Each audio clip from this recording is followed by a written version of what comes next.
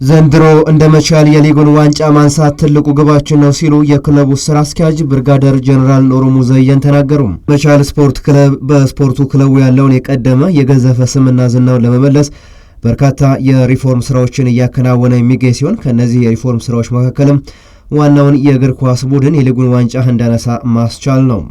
ያንን መነሻ በማድረግም በባለፉት ዓመታት የክለቡ ስራ አመራር ቦርድ የተለያዩ ስራዎችን ሲከውን ቆይቷል። መቻል ዘንድሮ ዋንጫውን ለማንሳት በማሰብ በርከት ያሉ ተጫዋቾችን ወደ ስብስቡ የቀላቀለ ሲሆን በሊጉ የመጀመሪያውን ዙር በስኬት ማጠናቀቅ አልቻለም።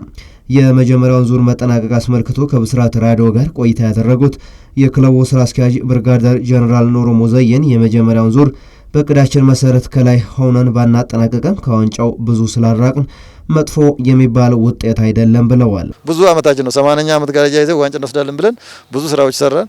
እዛን ጊዜ አልተሳካም። ዘንድሮም ዋንጫ ለመውሰድ ብለን አሰልጣኝም ቀይረን አጠቃላይ የዛ አካባቢ ያለውን የሪፎርም የተጫዋችም ሁሉ አስተካክለን እየሄድን ነው።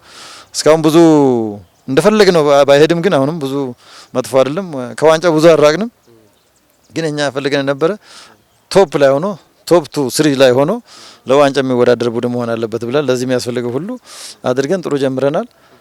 ነገር ግን እግር ኳሶች የራሱ ብዙ ጊዜ የሚጠይቅ ነው። ለምሳሌ አሰልጣኙም ሁሉም ተጫዋቾች ዘንድሮ መጡ ወደ ውድድር ስንገባ ላይመጣ ይችላልና ነገር ግን አሁንም እቅዳችን እሱ ነው።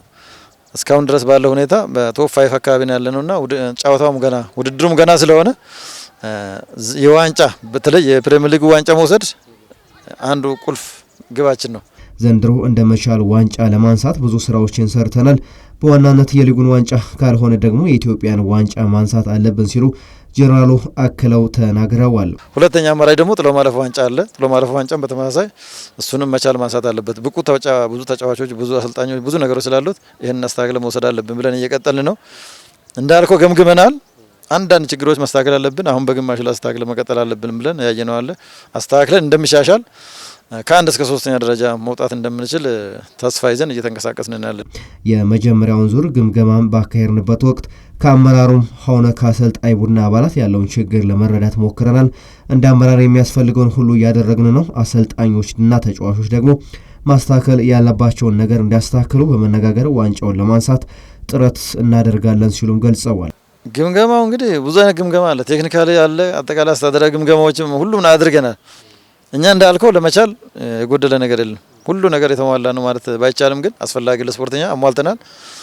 ይህንን ተጠቅሞ ውጤታማ ማብቃት አንዳንዱ ለምሳሌ ተጫዋች ብዙ አመጣናል። አንዳንድ ምንም ያላውጡትም ውጤታማ እየሆኑ ነው። ተጫዋች ብዙ ስላመጣ አይደለም፣ አሰልጣኝም ደግሞ ትልልቅ አሰልጣኞች ስላመጣ አይደለምና ጊዜ ይጠይቃል። አንዳንዱ አለማዋሃድ ለምሳሌ ቡድኑ ተዋህደው ሁሉ ጊዜ አሸናፊነት መንፈስ ቢኖርም አንተ አቅም ከሌለ ጨዋታውን አንብበ በየጊዜው የተለያዩ ብዙ ቴክኒካል ነገሮች አሉትና እሱን አይተናል። ቴክኒኩን ለአሰልጣኞችና ለሙያተኞች ትተን እኛ ግን በሞራል ሰራዊቱ ከጎኑ ሆኖ የሰራዊቱ ሞራል እንዲገነባ ማድረግ ያለብን ነገር እያደረግን ነው። ችግሩ ያለው እዛ ቴክኒካል አካባቢ ያሉ ጨዋታውን አንብበው ውጤታማ ተጫዋቹና አሰልጣኞቹ እዛ ቴክኒክ ኮቺንግ ስታፍ የሚባሉት በአግባባቸውን ስራው ሰርተው እኛ በዚህ ደረጃ መገኘት አለበት። ቶፕ መሆን የነበረብን ነው በእኛ እንደኛ እንደተባለው። ይሄ ደግሞ እነሱም እጥረት ነው ብለው ይሄን ለማስተካከል ጥረት እያደረጉ ነው። መቻል በአሁናዊው የሲቢ ኢትዮጵያ ፕሪሚየር ሊግ የደረጃ ሰንጠረዥ 32 ነጥቦችን ሰብስበው ከመሪው ሲዳማ ቡና በ8 ነጥቦች አንሶ 3ኛ ደረጃ ላይ ተቀምጧል።